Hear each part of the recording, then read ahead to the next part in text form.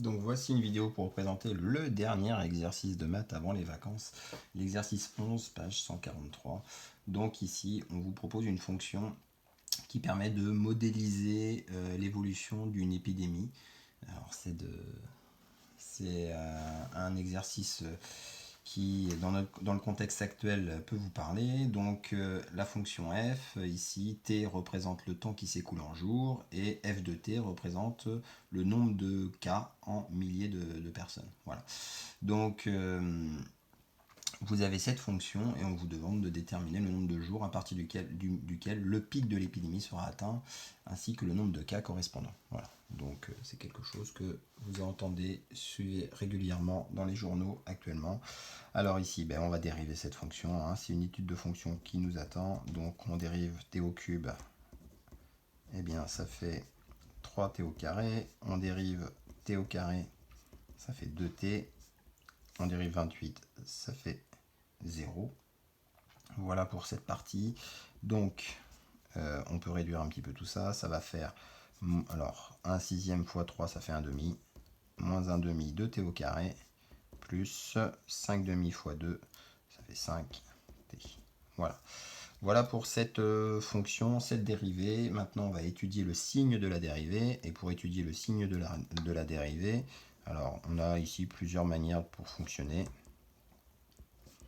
Donc notre dérivée, c'est moins 1 demi de t carré plus 5t. Oh, excusez-moi, j'avais fait une erreur dans l'énoncé. Je rectifie tout de suite. Il y avait un t ici. Donc il y a un plus 28 ici. Et il y a un plus 28 ici. Et il y a un plus 28 ici. Voilà. Excusez-moi pour cette erreur. Donc je reprends. C'est une expression, un polynôme du second degré. Pour étudier le signe d'un polynôme du second degré, c'est le discriminant. Et on appliquera la propriété qui dit que cette expression est du signe de a, moins 1 demi, sauf entre les racines si elles existent. Donc ici, b carré, 5 au carré, moins 4 fois moins 1 demi fois 28. Et ça, tout ça, ça fait 81. Donc on a un discriminant positif, ça veut dire qu'on a deux racines réelles et distinctes à déterminer. Donc x1 qui va être moins b, donc moins 5 moins racine de delta sur 2 fois a, 2 fois moins 1 demi. Alors ça fait moins 5, racine de 81, ça fait 9. 2 fois moins 1 demi, ça fait moins 1. Moins 5 moins 9, ça fait moins 14, à diviser par moins 1, ça fait 14. Et la deuxième racine, moins 5 plus racine de 81 à diviser par 2 fois moins 1 demi, ça va faire moins 5 plus 9 à diviser par moins 1. Ça va faire 4 à diviser par moins 1, et ça me donne moins 4. Voilà pour mes racines. Donc je peux maintenant dresser mon tableau de signes. Alors, on était en train de travailler, j'ai oublié de le préciser, sur l'intervalle 1, 20. Donc pour les jours, allant de 1 jour après le début de l'épidémie jusqu'à 20 jours après le début de l'épidémie. Donc ici on a une valeur négative qui ne fait pas partie de notre intervalle, donc on va se restreindre nous à l'étude sur notre intervalle. Donc je peux dresser mon tableau pour t allant de 1 jusqu'à 20. Alors la seule valeur qui m'intéresse, c'est le 14 qu'on a trouvé ici. Alors qu'est-ce qui se passe concernant le signe de notre dérivée? Eh bien, pour le signe de notre dérivée, je vous rappelle que c'est du signe de a sauf entre les racines. Donc a ici, c'est un nombre négatif, c'est moins 1 demi. Donc c'est toujours négatif, sauf entre moins 4 et 14. Donc entre moins 4 et 14, le moins 4, il serait un petit peu avant le 1. Donc entre moins 4 et 14, on aurait un nombre positif. Ça veut dire qu'on aurait un nombre positif ici. En 14, ça s'annule. Et au-delà, c'est du signe de a. Donc c'est un signe négatif parce que a, je vous rappelle, c'est moins 1,5. Ça nous permet d'obtenir les variations de notre fonction. Quand la dérivée est positive, elle est croissante. Quand la dérivée est négative, elle est décroissante. Et on obtient donc une valeur maximale pour t qui vaut 14. Donc on va la déterminer, cette valeur maximale.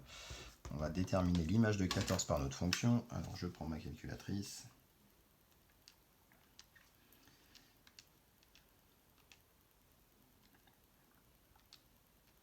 Alors, je remplace t par 14.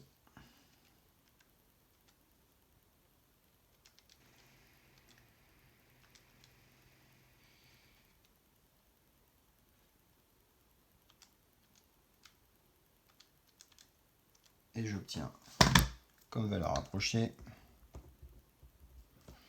424, allez, à peu près 67. Donc ici, voilà, ça c'est ma valeur rapprochée.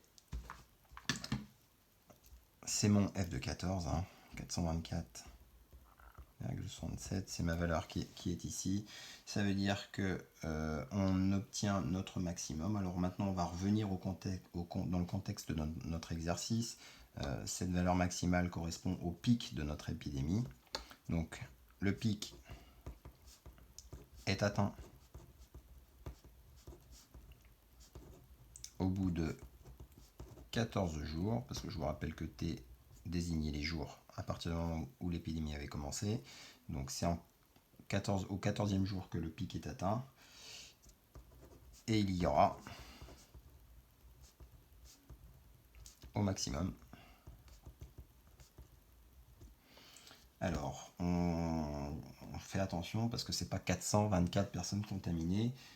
Ici, c'est en milliers de personnes, donc 424 milliers de personnes.